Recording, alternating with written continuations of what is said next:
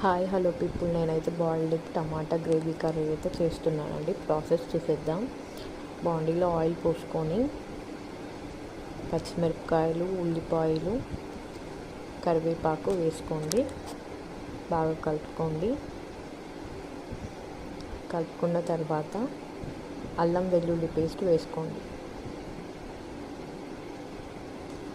చూసారా, అల్లం వెల్లుల్లి పేస్ట్ అయితే వేసుకున్న తర్వాత చిటికెడు పసుపు కూడా వేసుకోండి.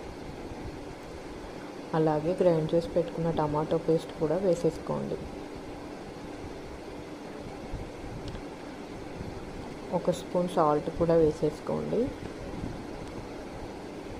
అలాగే కారం కూడా వేసేసుకోండి.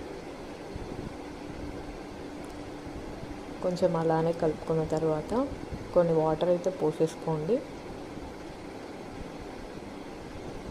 వాటర్ పోసుకొని ఒకసారి బాగా కలుపుకున్న తర్వాత ఉడకపెట్టుకున్న ఎగ్స్ అనేది అందులో వేసేసుకోండి. నేనైతే 5 ఎగ్స్ తీసుకున్నానండి. 5 ఎగ్స్ వేసేసుకోండి. అంతేనండి, బాయిల్డ్ ఎగ్ టమాటా గ్రేవీ కర్రీ రెడీ. సబ్స్క్రైబ్ చేసుకోండి, లైక్ చేయండి, షేర్ చేయండి.